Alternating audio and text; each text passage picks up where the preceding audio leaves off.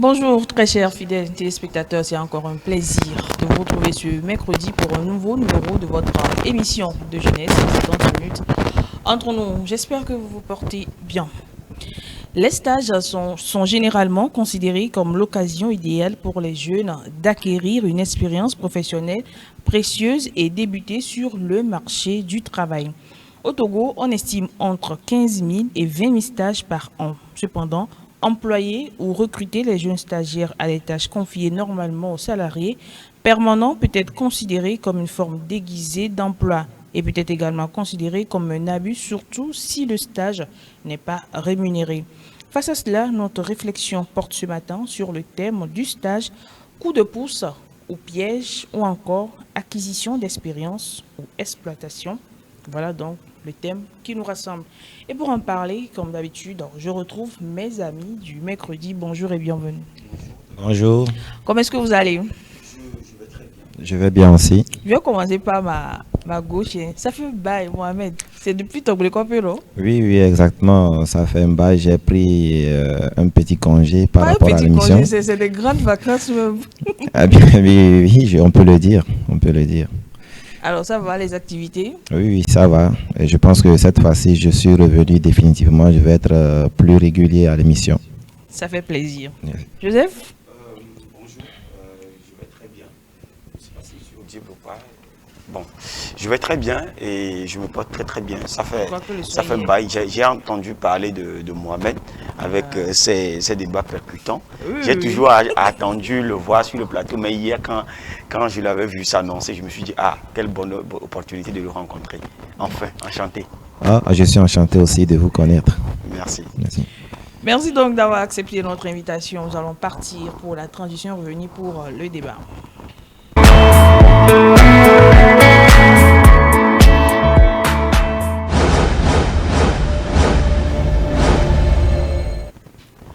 Retour sur ce plateau, je l'annonçais à l'instant dans mon introduction. Ce matin, il est question de stage. Dans notre parcours, on va dire, professionnel ou encore estudiantin, arriver, même si c'est le système MD, quand il faut soutenir, il faut forcément passer par le stage. Alors, avant d'arriver, nous savons tous ce qu'est le stage, mais on va encore se rafraîchir la mémoire et la mémoire de nos téléspectateurs. Mohamed, un stage. Oui, un stage, c'est un processus ou encore je peux dire que c'est une étape de l'apprentissage d'un étudiant ou encore d'un jeune en formation qui, durant sa formation ou encore à la fin de sa formation, doit passer pour acquérir plus d'expérience ou encore d'acquérir plus de connaissances sur le chemin de la professionnalisation. Oui, de mon côté, moi, je peux dire que le stage, c'est ce processus qui vient compléter l'étape le parcours d'études. Parce que nous sommes en classe, nous sommes en cours de formation. Il y a des choses que nous faisons ou des choses que nous apprenons. Il va falloir que nous allions sur le terrain pour pouvoir faire une découverte pratique. Donc, je pense que c'est l'étape pratique de tout ce que nous apprenons, même si nous jumelons la théorie et la pratique au cours de notre formation. C'est le cadre où il faut vraiment mettre en pratique ce que nous avions appris dans le domaine purement professionnel. Parce qu'on peut le faire, mais sur le terrain, on peut comprendre que ce qu'on a appris dans les livres, dans les cahiers, ça n'a pas vraiment le poids. Donc, c'est un processus qu'il faut passer afin de se préparer, acquérir de l'expérience pour pouvoir rentrer dans la vie professionnelle. C'est ce que moi je peux dire pour compléter la définition. Voilà. Je suppose que nous tous qui sommes sur ce plateau ici, nous sommes passés par le stage. Et j'aimerais qu'on parle de nos expériences. La meilleure expérience ou bien la pire mission qu'on nous a confiée lors de nos différents stages, Mohamed. D'abord, la meilleure expérience. Je pense que de mon côté, j'ai eu la chance d'avoir un bon stage et j'ai été bien traité, contrairement à ce qu'on voit pour certains. Donc, je peux dire que la meilleure expérience, c'est que j'avais un bon encadreur et il m'a toujours quadrillé dans tout ce que je fais. Il m'a toujours montré comment faire les choses et comment appliquer ce que j'ai eu à apprendre dans la théorie, dans la pratique. Et aussi, il m'a montré que la réalité sur le terrain n'est pas forcément ce qu'on apprend dans la théorie et que parfois il peut passer par des raccourcis, et parfois il faut savoir s'adapter à la réalité du terrain et aussi faire des choses de telle manière qu'on puisse aller plus vite que ce qu'on nous enseigne dans la théorie. Donc je pense que je vais profiter de cette occasion pour lui remercier une fois de plus pour m'avoir vraiment enseigné ce qu'il fallait faire. Et aujourd'hui, j'en bénéficie dans ce que je fais. Voilà. Une pire expérience, quelque chose de négatif que tu as vécu? Ce que je peux dire, c'est que parfois, même en étant en stage, comme dans tout domaine, il y a cette sorte de pression qu'il faut savoir gérer. Il y a aussi, il faut vraiment faire ses preuves pour pouvoir montrer que vraiment tu es en train d'acquérir ce qu'on est en train de t'enseigner. Donc il y a cette pression psychologique de faire mieux. Et aussi à la fin, il va falloir chercher des ressources pour pouvoir faire un bon rapport. Et il faut aussi voir si ton rapport peut aider l'entreprise dans laquelle tu as fait ton stage. Donc, il faut que ton passage dans l'entreprise soit utile.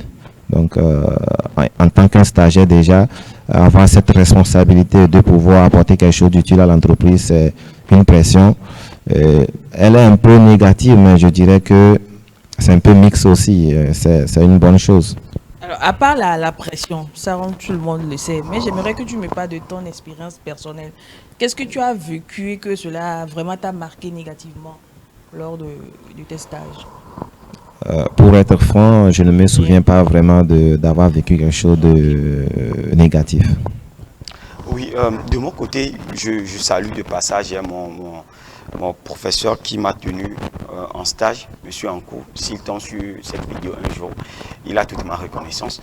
Comme Mohamed, moi aussi j'ai vécu un stage très paisible parce que ça a débouché rapidement sur l'emploi, parce que lui-même m'avait proposé en quittant l'école, puisque je commençais en tant que jeune enseignant, et l'école dans laquelle j'étais en ce moment, lorsqu'il devait quitter, il m'a proposé directement pour le remplacer, et c'était un truc, parce qu'il m'a aidé, je vais dire comme ça, pendant que j'étais dans le domaine de l'enseignement, le stage, et moi ce que j'ai vécu comme expérience très merveilleux, c'est que pendant ce temps, je devenais enseignant de français. Or, lui, il est dans le domaine de l'histoire-géographie. Et donc, il m'a dit qu'en fouillant mon dossier, il sait que je suis très bien en français, mais ce qu'il va m'enseigner, c'est la pédagogie. Et je me suis soumis et il m'a vraiment montré tous les rouages de la pédagogie. Il m'a envoyé des formations que lui-même devrait aller et qu'il m'envoyait pour que je puisse acquérir des expériences. C'était très très bien pour moi. Il m'a aidé à tenir une classe, même difficile ou paisible, à pouvoir délivrer ce que je connaissais. Mais ce que moi-même j'avais eu comme difficulté personnelle, c'est cette pression pour moi de mieux faire les choses pour l'impressionner. Et là, il m'avait recadré un jour que non, il n'y a pas question que je lui montre que je sais bien faire, mais de lui montrer que je ne sais pas faire pour qu'il puisse m'apprendre encore. De l'autre côté, je n'ai pas vécu une mauvaise expérience parce que c'est le seul stage que j'ai pu faire et les autres domaines, je n'ai pas pu faire de stage. Et j'ai vu à côté des stagiaires qui sont tout le temps envoyés à faire des cafés, des stagiaires qui sont envoyés à faire des photocopies, même si ton domaine n'est pas le secrétariat, c'est toi qui fais les photocopies, c'est toi qui envoies le café à ton superviseur. Et je pense que ce côté-là, il y a plusieurs personnes, de nombreuses personnes qui ont vécu ça, et cela n'a pas permis à pouvoir apprendre vraiment ce pourquoi tu es venu en stage. Tu pars. Et là, Mohamed a dit, il y a enfin cette difficulté à pouvoir rassembler les ressources pour faire un rapport. Parce que qu'est-ce que tu as fait pour faire un rapport? C'est compliqué. Moi, je ne l'ai pas vécu, mais à côté, j'ai vu les gens vivre ça. Je ne sais pas si le mentor n'a pas su leur enseigner ou bien n'ont pas su vraiment ce que le stagiaire est venu chercher ou ce qu'ils doivent donner au stagiaire afin qu'à la fin du stage, il soit apprécié ou apprendre quelque chose. Mais c'est aussi ce qu'on vit. moi je ne l'ai pas vécu, mais j'ai vu les gens vivre cela et ils se sont plaints en fin de stage que voilà, j'ai fini, mais il va falloir que je fasse un autre stage parce que à la fin, je n'ai pas vraiment appris ce que je dois apprendre ou ce pourquoi j'étais venu en stage. Donc c'est l'autre côté aussi de la pièce qu'il faut revoir. Voilà, nous le disons que le stage nous permet donc de mettre en pratique ce que nous avons appris de manière théorique. Alors, c'est quoi la limite entre apprendre et remplacer un salarié? Parce que quand vous êtes en entreprise, il y a certaines entreprises qui ne diffèrent pas le stagiaire du salarié. C'est-à-dire que vous faites les mêmes tâches. Là, c'est quoi la limite quand un stagiaire vient pour mettre en pratique ces connaissances que de faire maintenant le travail normalement d'un salarié? Je pense qu'on vient maintenant de rentrer dans le vif du sujet puisque c'est ce nœud qui est vraiment le problème et c'est ça qui fait l'objet même de notre débat d'aujourd'hui. Tout d'abord, il faut savoir que le stagiaire, c'est quelqu'un qui est venu mettre en pratique ce qu'il a appris dans la théorie.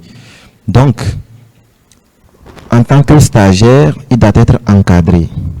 Et il faut retenir qu'un stage qui n'est pas bien quadrillé devient un emploi gratuit. Donc, je dirais donc que si le stagiaire n'est pas mis dans les bonnes conditions, si le stagiaire fait des stages qui sont exagérés, si le stagiaire fait des choses qui ne sont pas de sa responsabilité, si le stagiaire est surchargé dans son travail, si il n'est pas contrôlé, si le stagiaire est appelé à faire des choses que un employé normal devrait faire, je pense que ça va un peu dans l'abus ou encore dans l'exagération, ce qui fait que il fait un travail d'un salarié normal alors qu'il est stagiaire, et ce qui fait que il n'a pas le temps, ou encore son encadreur n'a pas le temps de lui mettre sur la bonne raille, et finalement il n'apprend pas réellement de ce qu'il est venu faire, il n'apprend pas de la pratique qu'il devrait faire par rapport à la théorie qu'il connaissait, puisqu'il a passé tout son temps à faire des choses pour satisfaire l'entreprise plutôt que d'analyser les réalités du terrain et apprendre de ce qu'il a eu à apprendre dans la théorie auparavant. Alors, je vais relancer ma question. C'est où la limite? Par exemple, si je prends en tant que journaliste, un étudiant qui a fait une école de journalisme, qui vient dans une chaîne de télé ou bien de radio, il est appelé par exemple, si c'est pour présenter le JT, à préparer le JT et tout. Et même il y a certains même qui lancent des stagiaires à l'antenne, présentent le journal. Alors, à ce moment précis, comment savoir que je suis en stage et que je mets en pratique ce que j'ai appris à l'école et que je fais maintenant le travail d'un salarié? C'est où la limite? Un stagiaire, par exemple, en journalisme, qui présente une émission, n'est pas encore un abus, mais quand il le fait tous les jours, durant tout son stage, alors qu'il devrait peut-être, après une présentation, être corrigé, analyser ses défauts. Donc je pense que si le stagiaire continue quand même à présenter les JT, sans que son encadreur puisse lui faire des remarques, je pense que là-bas, c'est dans l'exagération et ça va au-delà de la limite. Oui, de mon côté, je peux dire qu'au stage, on est là pour apprendre. Au-delà de mettre en pratique ce qu'on a déjà appris peut-être dans une école de journalisme ou bien dans une école de communication, on est là pour apprendre vraiment. Alors, dans l'exemple que tu viens de donner, je pense que là, on est sur un plateau et lorsque, comment l'appelle-t-on, l'encadreur est en train de présenter un JT, il va falloir que le stagiaire observe. Il est en observation pour voir comment mon encadreur est en train de faire. Comment elle arrive à lancer, quitter, faire des transitions, comment elle arrive à faire. Il faut que le stagiaire apprenne. Et à la fin, on fait des briefings. Qu'est-ce que tu as appris de ce que j'ai fait? Qu'est-ce que tu as fait? Et ainsi de suite. Même là, le lancer même à l'antenne, je pense que c'est trop parti. Mais on peut avoir une séance fictive où on fait comme s'il est en train de présenter une émission. Supposons que le stagiaire, il est doué, c'est quelqu'un qui a du talent. Quand il est venu à l'entreprise, on l'a décelé. Donc, ça fait que, peut-être par, je sais pas, par manque de personnel, on le balance à l'antenne. Il fait très bien. Les téléspectateurs à la maison, même le ça même pas que c'est un stagiaire. Oui, mais là où ça va passer, là où ça va passer à l'abus, c'est, Mohamed l'a dit, c'est quand il le fait chaque temps. Pendant que son encadreur, peut-être, on lui confie une autre mission. L'encadreur, lui, on lui confie une autre mission, on lui crée une autre émission où on laisse le stagiaire sur une émission donnée et il continue de faire sans être observé. Il peut être exécutant sur un projet ou une émission spécifique, mais en présence de son encadreur, afin dans l'idée de pouvoir le corriger, de pouvoir le guider. Même s'il est doué, il va falloir qu'il soit encadré. Mais maintenant, si c'est un stage limité dans le temps, 3 mois, il va falloir que pendant 2 mois ou 1 mois, si on sait qu'il est doué, il est bon, il faut qu'on passe à un contrat avec lui. Mais s'il continue toujours dans la peau d'un stagiaire, vous allez voir que ça va tomber dans le piège où les 3 mois finissent, on va le piéger, on va le renouveler encore 3 mois sans qu'il n'ait un salaire, mais il continuera toujours de faire le travail d'un employé. Vous comprenez un peu? Mais là, lorsqu'il est encadré, il sait que quand il finit, il y a des remarques. Quand il finit, il n'y a pas de remarques, mais on lui propose un contrat et on lui dit, d'accord, tu es dans un stage non rémunéré, mais on voit que tu as le potentiel, tu as la compétence, tu sers à notre entreprise, on te propose telle motivation afin que tu continues de le faire. Et on le rassure même qu'à la fin de ces 3 mois de stage, il sera embauché. Quel stagiaire ne pourra pas continuer de travailler comme un employé, même avant d'être employé? Il va même innover, il va même proposer. Mais lorsque vous restez silencieux et vous continuez de l'exploiter, je vais dire exploiter comme si vous continuez de l'utiliser à travailler comme un simple employé. Il a les mêmes tâches, les mêmes horaires, comme ceux qui travaillent dans la boîte. Je pense que ça passe aux limites. Je pense que c'est là où il va falloir qu'il y ait un cadre spécifique, que le stagiaire soit rassuré qu'il va passer à employé juste après son temps de stage. Je pense qu'il doit y avoir cette communication pour le rassurer. Sinon, ça passe, comment l'appelle-t-on, à l'exploitation. Voilà, justement, Mohamed, comment sortir du piège, on va dire comme ça, du piège de l'exploitation? Justement, j'allais en venir parce que nous parlons de la responsabilisation des entreprises, mais si l'étudiant ou encore le stagiaire ne prend pas conscience lui-même de sa valeur ou encore de son droit en tant que stagiaire, je pense que ça devient une situation problème. Un stagiaire qui se laisse faire du café à son patron, comme l'avait dit Roger, un stagiaire qui fait des photocopies, un stagiaire qui ne connaît pas ses limites dans sa fonction en tant que stagiaire et qui laisse tout passer, un stagiaire qui se permet d'être envoyé au marché par son, par son encadreur, sans même faire ce pourquoi il est venu dans l'entreprise. Je pense que si ce stagiaire-là est dans le laisser-passer et qui ne connaît pas ses limites et qui ne connaît pas ses droits et ses devoirs, je pense que c'est là-bas il y a le problème. Donc, je me dis aujourd'hui que le problème aussi vient de ces stagiaires-là qui ne savent pas vraiment ce qu'ils sont venus faire. Mais au-delà de ça, il y a un problème qui ne dit pas son nom. Est-ce que c'est pas l'indisponibilité des stages qui fait que on laisse tout passer? Puisque moi, avant même d'obtenir mon stage, je me souviens bien que j'avais payé un paquet de rames et un paquet de chemises. Il a fallu que ces 2 paquets-là finissent avant que je n'en trouve un. Donc, si moi j'ai vécu la même chose, est-ce que d'autres étudiants n'ont pas vécu la même chose? Et si c'était pour ça, les étudiants laissaient passer ces pratiques? Donc, une chose est sûre, on peut accuser les stagiaires de laisser passer, mais est-ce que c'est pas derrière ce problème-là d'indisponibilité de stage qui fait qu'on laisse tout passer? Donc ça, c'est pas vraiment le nœud de notre débat, mais c'est le débat qui m'a poussé à toucher ce point-là. Joseph, comment sortir de ce piège? Oui, parce que je pense qu'il a commencé dans son intervention en disant que moi, en tant que stagiaire, quand je viens dans une boîte, je dois quand même, en lien avec mon domaine, savoir ce que je viens apprendre. Je suis, comment l'appelle-t-on, je suis sorti d'une école de lettres. je viens pour pouvoir enseigner le français et puis on m'envoie dans une classe de mathématiques.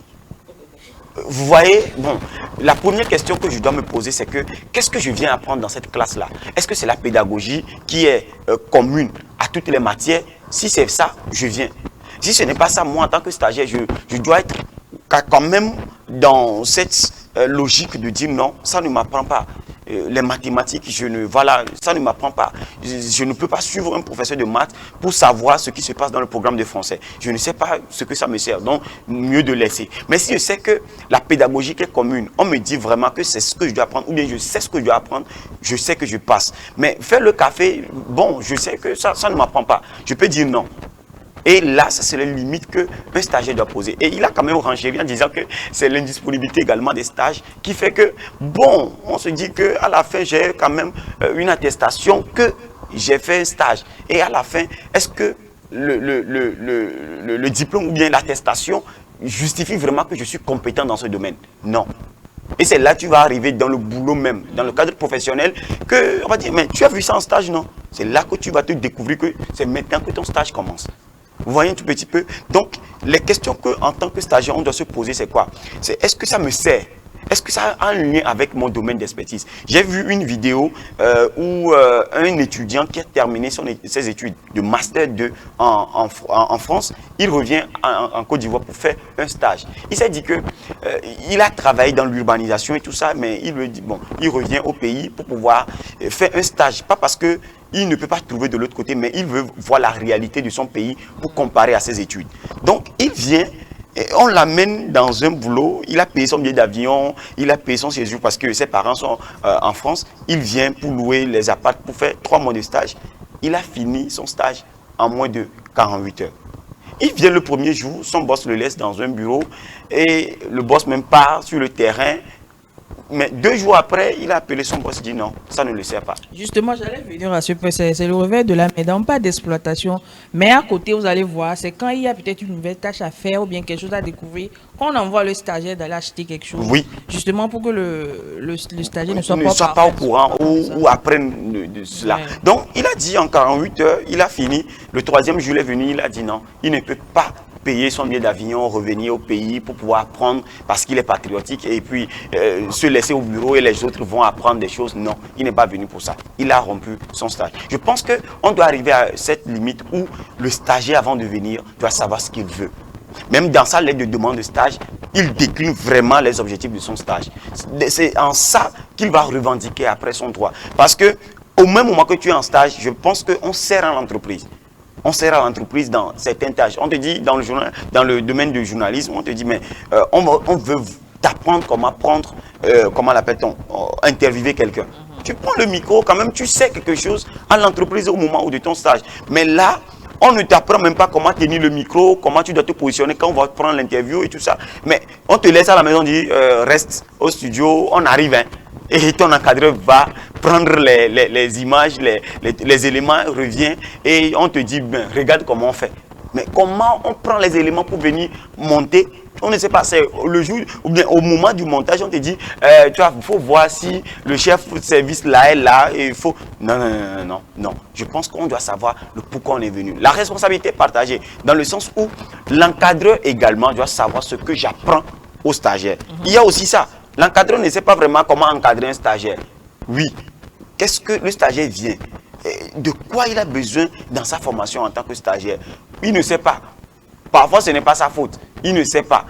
Quand tu ne sais pas comment donner ou bien ce que tu dois donner à l'autre, l'autre aussi qui ne sait pas ce qu'il vient à chercher, je pense que tout part dans tous les sens. Donc, je pense que la responsabilité est partagée. Le stagiaire doit savoir ce que je viens chercher pendant mon temps de stage. L'encadreur doit savoir ce que le stagiaire est venu chercher.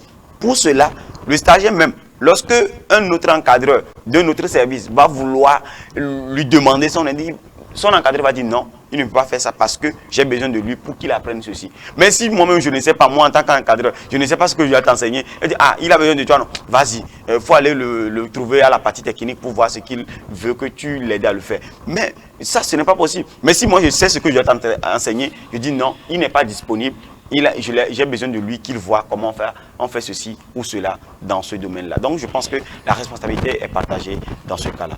Voilà, nous allons donc évoluer dans le débat. Alors, Mohamed, est-ce que tu as une fois dit non à une tâche en entreprise? Peut-être on t'a demandé à faire quelque chose et que tu as dit non, je ne fais pas. Alors que tu es venu pour voilà, acquérir des conséquences, mettre en pratique ce que tu connais et tout. Pour être franc, je n'ai jamais dit non. Et je me pose même la question à savoir si on peut dire non. Surtout dans... chaque jour, hein. Tu bon, accepterais faire le café chaque non, je n'ai jamais fait du café à une personne durant mon stage, mais je me pose la question à savoir, dans notre société actuelle, est-ce qu'on peut dire vraiment non à son encadreur? Bon, ça reste un débat quand même. Peut-être que Roger peut dire quelque chose de différent à propos. C'est Joseph. C'est Joseph. Moi, on peut dire non. Vous savez, moi, lorsque j'étais en stage, je suis bien avec l'informatique. Et l'école dans laquelle j'étais en ce moment n'était pas dotée de secrétariat, j'ai dit informatique. Je vais dire secrétariat, ils gèrent les paperasses, les écolages et tout ce qui va avec. Mais il n'était pas bien dans l'informatique. Vous savez, il y a un jour, l'adjoint, bon, je vais dire, il y a le directeur et puis le directeur pédagogique qui m'a demandé de faire un truc pour pouvoir, parce qu'il sait que moi, mes cours, ou bien en tant que stagiaire, tous mes rapports que je fournis après les cours, moi je fournissais des rapports à la fin de chaque semaine pour voir, pour discuter avec mon encadreur, puisque je n'ai pas fait, j'ai fait seulement 2 mois je pense, hein. Au lieu de 3 mois, j'ai fait 2 mois et puis on m'a embauché en même temps. Donc tout ce que je faisais, je saisissais tout. À la machine, je mettais tout à la machine. Même je venais avec la machine, à la fin de chaque cours, je me mettais à côté, je faisais mes trucs. Donc il est venu me voir, il a dit, pour l'examen du BPC, est-ce que je peux saisir certaines épreuves? J'ai dit, est-ce que c'est payant? Je lui ai demandé directement, est-ce que c'est payant? Il a dit, mais comment c'est payant? Il dit, mais les épreuves qu'on amène dans un cyber, c'est à 300 francs l'épreuve. Pour ce qu'on peut saisir en SVT, tout ça. Mais si ce n'est pas, c'est les mathématiques où il faut mettre les formules, tout ça, c'est 500 francs l'épreuve. Est-ce que c'est payant? Allez dire au fondateur, si c'est payant, je vais le faire. Si ce n'est pas payant, je ne pourrai pas. Il m'a trouvé bizarre. Mais à la fin, tout le monde envoie ses épreuves à la saisie. Moi-même, mon encadreur, ses épreuves, on envoyait la saisie. Je ne saisissais pas ces épreuves. Mais quand j'étais, comment l'appelle-t-on, embauché après, le fondateur a sorti le truc en disant que oui, si chacun dépose ses épreuves pour les devoirs ou les compositions, si les épreuves sont saisies, il est payé au coût de la saisie. En ce moment, tous les collègues me disaient, ah, comme toi tu viens d'arriver, tu es jeune et que ton salaire n'est pas conséquent, nous allons te confier toutes nos épreuves, avec confidentialité bien sûr, que tu saisisses au lieu d'envoyer dans un centre de cyber où on doit saisir et payer. Donc, moi je saisissais toutes les épreuves quasiment et la facture qu'on doit payer au cyber, c'est moi, à moi on payait ça. Moi j'ai dit non, c'est normal qu'on dise non. Et à la fin, qu'on sait que je saisissais, qu'on me payait, et le fondateur découvert après, mais il ne me disait rien. On me continuait de me payer parce que mon salaire n'était pas comme les autres qui étaient dans le service avec l'expérience, l'année d'expérience qu'on leur payait. Donc, ils ont accepté. Maintenant, il est arrivé au temps où on doit faire comme des relevés de notes, des examens blancs pour les élèves de 3e. J'ai refusé de le faire. Même si ça nous coûtait que quelques minutes de le faire. Mais je me suis dit, quand je dis oui à la première tâche, je serai obligé de dire oui jusqu'à la fin. J'ai dit non également. Et là, j'ai dit, on ne le fait pas. On était obligé de faire un truc standard et on remplit à la main. Et c'est ça. Donc, je pense qu'on doit dire oui si ça ne cadre pas avec son domaine. Moi, j'ai dit oui parce que je ne suis pas venu pour faire ce domaine-là. Mais je le sais, je sais le faire. Mais quand j'ai imposé que ailleurs on paie, et c'est normal qu'on paye. Donc, soit on embauche un secrétaire pour ça, soit je le fais, on me paie le prix qu'on doit payer dehors. C'est normal. Donc, je pense qu'on peut dire non lorsque ce n'est pas en lien. Et dire non poliment. Dire non poliment. Parce que parfois, quand tu dis non, ça va créer des contentieux entre toi et les supérieurs de la boîte. On va te traiter de rebelle. Oui, de tout. J'ai accepté. Et les gens m'ont traité au début, mais à la fin, ils ont compris. Voilà. Donc, je pense qu'on peut dire non dans la logique des choses. Voilà. On peut dire non? Oui, dans la logique des choses, comme il vient de le dire. De manière courtoise ou encore de manière polie. Et quand vous refusez que votre encadreur ou votre superviseur ne comprend toujours pas, qu'est-ce qu'il faut faire? On démissionne du stage ou bien qu'est-ce qu'il faut faire? Vous savez, il n'y a pas lieu de démissionner du stage. Si c'est ton encadreur qui qui t'a comment appelle-t-on, reçu en stage, ou bien peut-être que c'est le directeur de la compagnie qui vous a reçu et soumis à cet encadreur. Je pense que le stagiaire a ses droits et ça a ses devoirs. Je pense il y a des prêteurs de directeurs ou d'encadreurs qui vont te dire non, vous savez, quand on est jeune, mais il faut faire comprendre et faire valoir ses compétences. Oui, je sais le faire, mais ça, ce n'est pas ce que je viens faire. C'est pas ça ce que je viens chercher.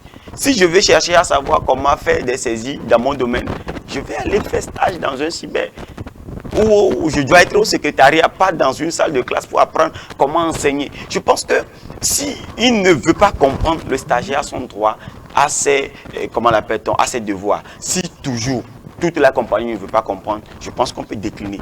Et on peut porter plainte. Je suis sûr, je sais qu'on peut porter plainte. Et il y a des articles du droit du travail qui nous autorisent en tant que stagiaire à porter plainte. C'est parce qu'on ignore la loi qu'on se fait embêter, même en cours de stage.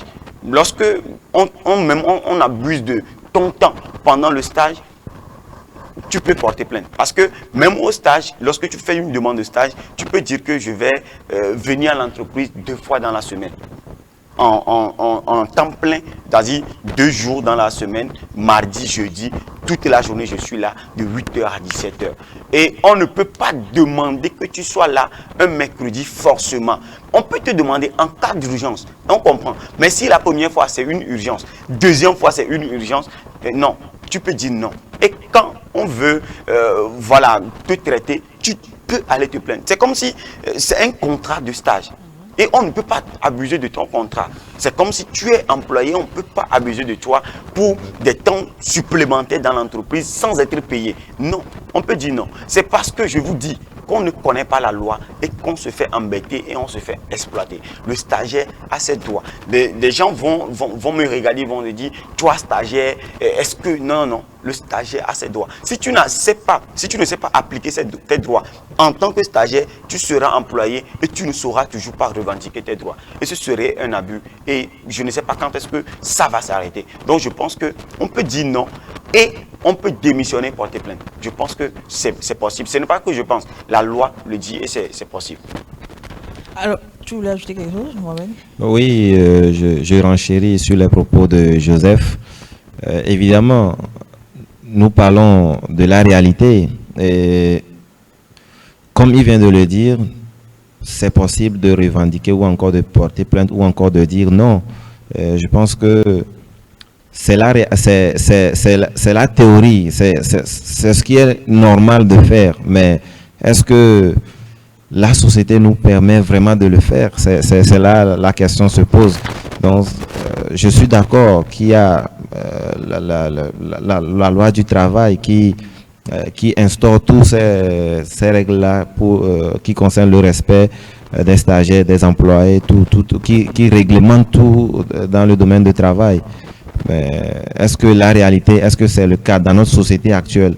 Quel est le pourcentage des stagiaires qui arrivent à revendiquer ou encore à dire non dans les entreprises où ils poursuivent leur stage? Quel est le pourcentage de ces stagiaires-là qui arrivent à porter plainte sur des entreprises qui abusent de leur temps ou encore de leurs compétences? Donc, c'est la réalité. Est-ce que cela se fait? Et si cela ne se fait pas, qu'est-ce qu'on devrait faire aujourd'hui pour que cette jeunesse-là prenne conscience de leurs droits ou encore ces entreprises-là soient responsables dans tout ce qu'ils sont en train de faire, ils soient responsables par rapport au traitement des stagiaires quand ils sont venus pour mettre en pratique ce qu'ils ont appris dans la théorie à l'université. Donc ça, c'est aussi une autre facette de voir des choses, puisque nous sommes dans un domaine social et il ne suffit pas juste de parler de ce qu'il y a dans les codes, mais est-ce que la réalité, elle est la même? La question reste toujours à poser.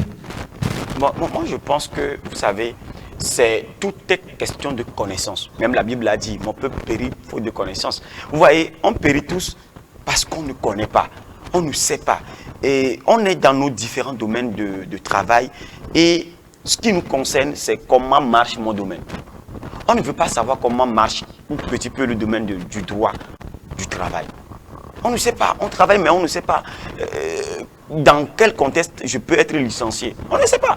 Dans quel contexte je peux démissionner dans un boulot. On ne le sait pas. On ne le sait pas juste comme ça. Mais si toi, tu démissionnes aujourd'hui, tu dis je démissionne avec effet immédiat, l'entreprise dans laquelle tu travailles, puisque c'est une entreprise bien bâtie, va te poursuivre. Ça, c'est démission, comment l'appelle-t-on, sans que tu nous donnes un prix. Sans préavis. Oui. Ils vont te dire en même temps de payer l'indemnité de préavis. Oui. Tu vois, c'est de la même manière quand on te licence de façon abusive également, on doit te payer des indemnités. Et ceux qui ne le savent pas, on part et puis on pleure sur nos lauriers. On ne comprend pas. Vous savez, j'ai vécu une expérience que je voudrais partager ici.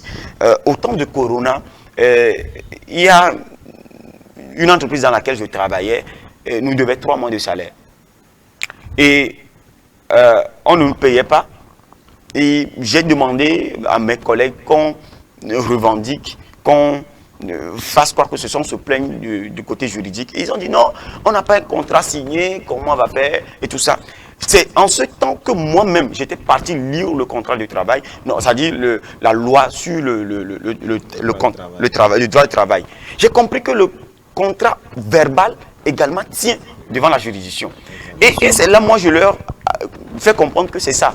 J'ai écrit une longue lettre et j'ai cité les articles qui font valoir le droit du travail, même le contrat verbal.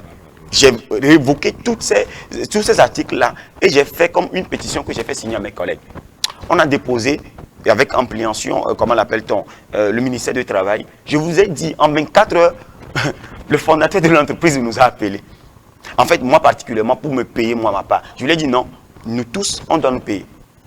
Vous voyez, c'est dans ce sens-là que, c'est-à-dire qu'on connaît, on va à la revendication.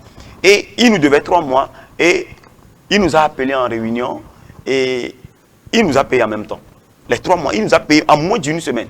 Il a payé parce qu'il a compris que là où on allait, c'est dangereux pour lui. Et lorsqu'on a fait ça, c'était pendant les vacances puisque c'est une école. Et on vient un jour, c'était à 2 semaines de l'école, de la rentrée scolaire. Et on nous dit que le collège est fermé. Or, nous enseignons au collège. Le collège est fermé. J'ai dit non, ça rentre dans le licenciement abusif.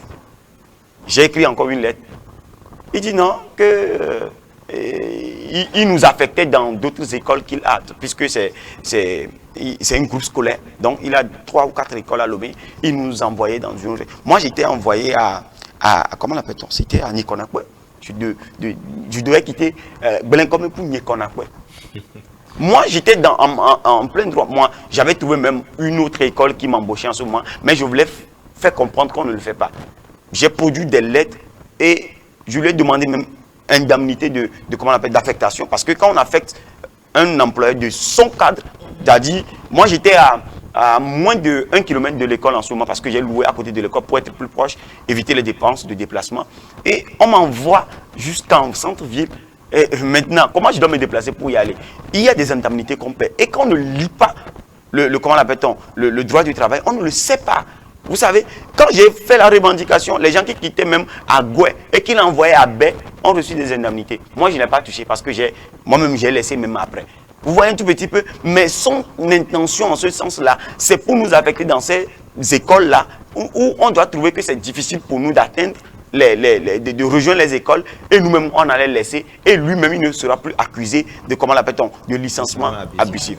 Vous voyez, il est stratégique, mais moi, j'ai trouvé les failles dans sa stratégie. Donc, je vais dire que à tout bout de champ, on doit aller à la connaissance des règles qui régissent quand même le domaine du travail. Et même quand vous rentrez dans le stage en même temps, on parle du stage ici, c'est déjà un pas vers le domaine professionnel. Et je pense qu'on doit lire, savoir les droits, les devoirs d'un stagiaire avant d'y rentrer. Sinon, on va nous exploiter.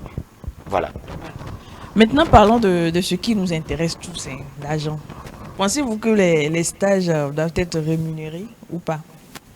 Oui, je pense que les stages devraient être rémunérés, puisque un stagiaire, avant tout, il se déplace, même s'il est venu acquérir encore de l'expérience pratique par rapport à ce qu'il a appris de manière théorique. Il est en même temps utile à l'entreprise tout en apprenant. Donc je pense que d'un autre côté, il est en train de servir l'entreprise et je pense qu'il devrait être rémunéré de manière moyenne. De manière moyenne, parce que même s'il n'a pas cette rémunération d'un employé à plein temps, je pense qu'il devrait avoir néanmoins une rémunération. Mais un stagiaire qui va au-delà de 2 ou 3 mois et qui n'a pas de rémunération, ça rentre dans l'abus. Mais 1 mois, ça dépendra de comment il a eu à discuter avec l'entreprise. Si le stage c'est pour 2 semaines ou bien 1 mois, bon, ça dépendra de comment, même si c'est pas forcément une rémunération, ça peut être un soutien par rapport à son déplacement et à sa nourriture. Et est-ce que le stagiaire lui-même peut exiger qu'on lui paye son stage? Est-ce qu'il peut exiger? Parce que moi j'ai connu des cas, des gens qui sont venus, ils ont exigé. Oui, le stagiaire peut exiger une rémunération. Ça dépendra de comment il discute et ça dépendra aussi de son domaine. Mais est-ce qu'aujourd'hui, les stagiaires arrivent à discuter puisque c'est difficile même de trouver des stages. Donc, parfois, on ferme un peu les yeux, mais c'est plutôt l'employeur ou bien l'encadreur qui se dit, bon, par rapport au rôle que nous confions à ces stagiaires, il nous est utile, même si en apprenant, donc on va lui quand même donner une rémunération pour pouvoir l'accompagner dans son stage. Donc très souvent dans notre société actuelle, par rapport à mes observations, très peu de stagiaires arrivent à réclamer une rémunération. Bon, moi je pense que le stage n'est pas forcément rémunéré. Pas forcément. Mais parfois oui. Parce que quoi? Il faut que nous contextualisions les choses. Est-ce que je suis venu à un stage éducatif? C'est-à-dire je viens purement pour apprendre. Dans le domaine du journalisme, on revient là-dessus. Si Tata Brigitte a un stagiaire par exemple, et le matin quand le stagiaire vient, il y a quand même une discussion éducative. Je vais dire comme ça. Il dit aujourd'hui c'est ce que nous allons faire. Et ce que je te demande d'apprendre c'est ceci, c'est cela, c'est cela. Il est venu purement pour apprendre. C'est-à-dire il est là pour observer, pour apprendre. Ce qu'on lui demande, c'est-à-dire c'est apprendre. Mettre en pratique, oui, pour finir. Combien de temps le stage va durer? Le stage qui dure 1 mois par exemple, c'est un stage éducatif purement. Il ne doit pas être rémunéré parce que c'est lui qui vient apprendre et l'encadreur qui le matin vient en même temps pour aller vaquer à ses occupations, des tâches professionnelles, doit d'abord consacrer du temps à lui. Donc c'est lui, à un moment donné, qui doit payer l'encadreur, je vais dire comme ça, hein, dans un contexte plus léger.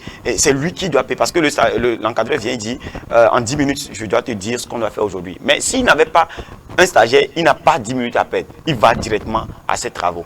Maintenant, il te fait un programme de la journée. Ce qu'on doit apprendre, c'est ce que tu dois observer dans ce que je dois faire et tout ce qui va avec. Et on part pour le travail. Maintenant, pour récompenser les 10 minutes de ton encadreur, c'est maintenant que toi aussi tu viens faire une tâche pour pouvoir compenser. Je vais dire compenser dans le sens où on te met à la phase pratique. Fais-le, on va voir. De tout ce que tu as appris, voilà, fais-le de la façon pratique, on va voir. Maintenant, lorsque le stage est défini dans le sens où il y a aussi des tâches que le stagiaire doit faire pour aider l'entreprise, je pense que le stagiaire doit être rémunéré. Dans le sens également où le stagiaire est obligé d'être là tous les jours. De lundi à vendredi, il est là comme tout le monde. Et il doit faire certaines tâches pour aider. Je pense qu'au-delà de ce qu'il apprend, il contribue également au développement et l'épanouissement de l'entreprise. Il doit être rémunéré, juste pas être rémunéré comme un salarié, mais on peut lui dire, ah, pour tes déplacements, c'est ce que tu vas prendre. Ça, ce n'est pas un salaire, c'est un pur déplacement qu'on lui donne. Donc, je pense que c'est ce qui doit être fait. Et également, je pense que pour nos stages, il va falloir qu'on discute vraiment. Qu'est-ce que j'apprends? Je reviens là-dessus. J'apprends. Qu'est-ce que je dois faire également en contrepartie à l'entreprise? Parce que, vous savez, c'est ce que nous faisons en contrepartie à l'entreprise qui fait qu'après notre stage, on est retenu. Mais si je suis passif, je viens, je viens, je observe, je pars. On t'observe, hein? On te regarde. Tu ne prends pas d'initiative, tu ne tu ne fournis aucun effort, tu ne suggères pas d'idées innovatrices, bon, tu es là, l'entreprise à la fin, on te délivre une attestation, un rapport de stage fourni, merci, et tu pars. Vous voyez, mais tu es là et également, tu montres également ta capacité à vouloir contribuer, même si c'est un stage éducatif, tu n'es pas rémunéré. Je pense que tes intentions également montrent à l'entreprise que lui, si on l'embauche, il peut fournir quelque chose pour nous. Vous voyez un tout petit peu. C'est là même qui pousse même l'entreprise à un moment donné de ton stage. On dit, au début, ce n'était pas rémunéré, mais on a besoin de toi.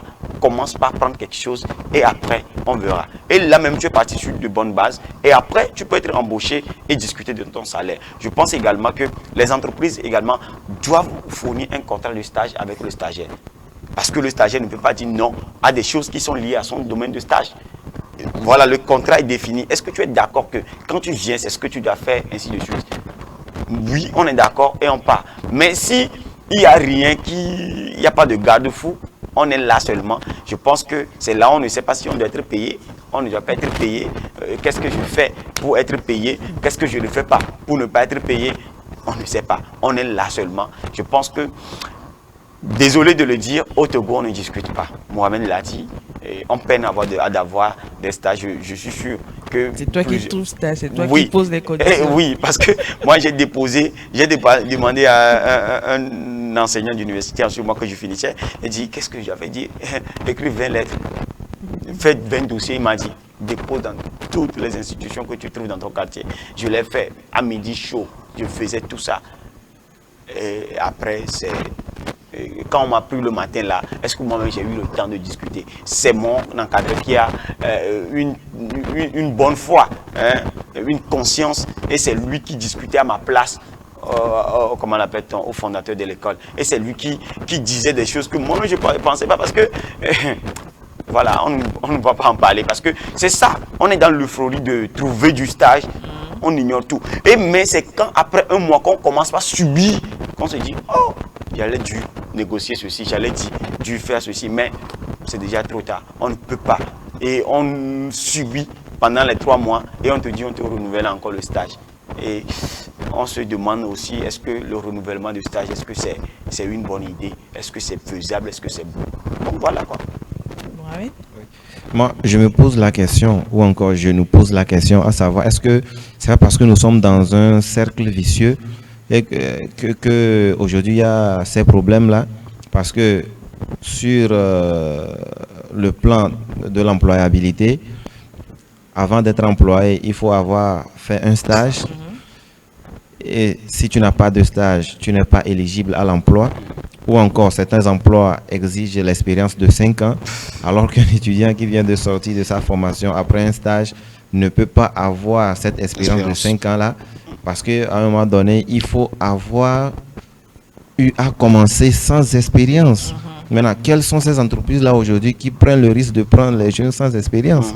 Ça fait qu'on est obligé d'accepter tout et pour pouvoir avoir cette expérience-là avant d'être éligible à certains emplois. Donc, je pense que c'est un cercle vicieux qui ne dit pas de son nom. Donc, c'est ça la réalité du terrain aujourd'hui.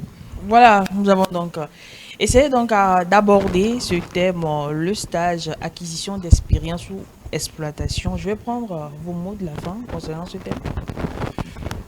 Bon, je peux dire que pour conclure, les entreprises doivent se responsabiliser et aussi les étudiants ou encore les stagiaires doivent être informés par rapport à leurs droits et à leurs devoirs en tant que stagiaires. Comme l'avait dit Joseph, il faut de la connaissance à tout bout de champ, dans chaque situation, dans chaque domaine. Il y a toujours un moyen de pouvoir revendiquer ses droits. Et aussi, il faut que les entreprises soient responsables. Il faut qu'ils aident les stagiaires à pouvoir atteindre leurs objectifs plutôt que de satisfaire leurs besoins. Puisque le stage, c'est pour parfaire le parcours de l'étudiant. Donc, si on voit les choses en ces 2 volets-là, je pense que la responsabilité est partagée entre l'entreprise et aussi le stagiaire. Donc, si chacun essaie de se responsabiliser, je pense que dans peu de temps, ce problème pourrait être résolu. Voilà, le message est passé. Oui, pour moi, je vais dire que il faut que les entreprises se responsabilisent. Le stage pour les jeunes étudiants ou les jeunes en voie de professionnalisation, ce n'est pas le moyen pour eux de se servir de les exploiter pour leur fin, mais c'est une opportunité pour eux également de faire valoir leur entreprise dans l'enseignement et dans l'encadrement des jeunes professionnels. Je pense que les mêmes expériences qu'ils demandent, ces jeunes-là viennent à eux pour pouvoir chercher ces expériences-là. Donc je pense que tout le monde doit faire la part des responsabilités et j'encourage les jeunes à aller au stage, mais également prendre quelques minutes de discuter et que les entreprises favorisent également ce cas de discussion avec les jeunes afin de comprendre vraiment leur intention du stage, de comprendre leurs tâches, de comprendre ce qu'ils sont capables de faire. Et c'est de là que vous pouvez savoir en tant que directeur d'entreprise que ce jeune-là, après son stage, il sera bon pour nous. Il sera un meilleur employé dans le service ou pas. Donc je pense qu'il faut que chacun se responsabilise, comprenne le truc et favoriser également nous, jeunes, afin d'apprendre et devenir le professionnel que les entreprises veulent de nous. Voilà, nous allons donc partir pour la dernière rubrique de cette émission, Top secret de la langue de Molière.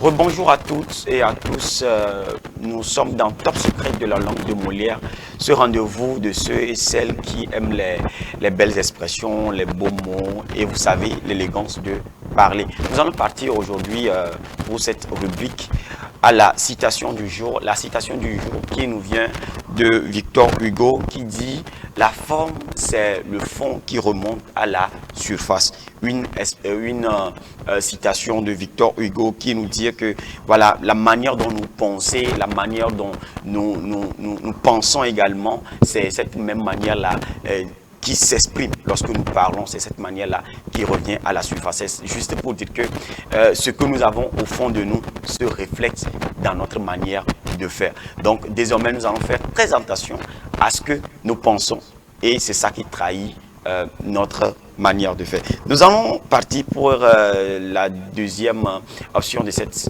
rubrique, c'est l'expression du jour, c'est donner sa langue au chat. Et dans les entreprises, vous savez, les stagiaires n'ont pas leur langue, mais ils donnent leur langue au chat. Cette expression qui signifie abandonner, reconnaître qu'on ne sait pas. Parce qu'il y a des moments qui arrivent, on te pose une question, voilà, c'est comme si tu as donné ta langue au chat. Donc c'est une expression qui dit, je me tais, je ne sais pas, voilà quoi, je n'ai pas d'issue à ce que vous dites. Je me suis rappelé, est-ce que je crois que c'est sur Facebook, je l'ai vu, quelqu'un qui est allé à un entretien d'embauche, puisqu'il a dit qu'il sait parler anglais. Bon, je ne vais pas appeler le nom de l'entreprise. Il dit, puis, everywhere we go. Voilà, c'est un exemple, bel exemple. Vous voyez, dans les stages, on dit, oui, je suis très bon en anglais. On dit, what you can give to the company, you say. Tu regardes seulement, tu ne sais pas ce qu'il doit, on doit dire, voilà, tu viens de donner ta langue au chat. Erreur à éviter, aujourd'hui, nous allons rapidement, l'erreur à éviter, c'est malgré que. Les gens disent malgré que. Non, malgré n'a pas de que. On dit malgré, voilà, ils disent souvent malgré qu'il pleuve. Malgré qu'il pleuve, je suis arrivé à l'émission. Non, on dit plutôt bien qu'il pleuve ou bien malgré la pluie. Il n'y a pas le que qui existe encore. Donc quand on utilise malgré, c'est malgré la pluie, malgré ou bien qu'il pleuve. Voilà, si on veut utiliser cette forme-là. Donc malgré que, c'est à prohiber dans notre expression désormais. Donc c'est une erreur qu'il faut surtout éviter. Nous allons partir également pour la conjugaison. La conjugaison aujourd'hui, nous allons conjuguer le verbe acquérir au présent de l'indicatif pour un stagiaire qui va dire je viens d'acquérir. Voilà, c'est ce qu'on dit souvent. On ne dit pas j'acquiers un stage. j'acquiers un stage. Au présent, c'est compliqué pour nous de conjuguer. On dit je viens d'acquérir, ou bien voilà, et ainsi de suite. Donc, présent simple, on dit j'acquiers, E-R-S à la fin, I-E-R-S à la fin. Tu acquiers également comme ça, la même écriture. Il acquiert, T à la fin. Nous acquérons, vous acquérez. Ça encore, il faut toujours mettre l'accent dessus. Vous acquérez et ils acquièrent. Acquiert là, il y a I-E-R-E-N-T à la fin. Donc c'est très important de retenir cela et désormais employer le verbe acquérir au présent simple de l'indicatif. Nous allons partir pour un mot que je voudrais qu'on apprenne ce matin. Cette rubrique-là, je préparais quand il pleuvait le jour là, après une longue période de sécheresse, je vais dire sans la pluie. Et là, vous savez, quand il pleut, il y a souvent une odeur qui se dégage lorsque la terre est vraiment sec, elle sèche plutôt. Donc, il y a une odeur qui sort et il y a une fumée qui sort souvent, on l'appelle l'odeur là, le pétrichor. Le pétrichor, c'est une odeur qui sort de la terre lorsque, après une longue période sans la pluie et qu'il pleuve souvent de petites pluies, ça fait sortir une odeur de la terre. Donc, ça sent comme, voilà, pardon? Oui, comme de l'argile. Comme de l'argile, bien sûr, voilà. Souvent, dans les champs également, on sent vraiment cette odeur-là. Donc, on l'appelle le pétrichor. Voilà, mesdames et messieurs, c'est tout pour aujourd'hui. Nous vous donnons rendez-vous pour d'autres expressions, d'autres mots, d'autres découvertes à notre prochain rendez-vous. Bien parler, j'ai dit, c'est une élégance. À bientôt. Merci à toi, Joseph. Merci également à Mohamed. Merci à tous les téléspectateurs de nous avoir suivis. Nous n'oublions pas toute l'équipe technique qui nous a aidés à réaliser ce numéro. On se dit donc au revoir et à mercredi prochain.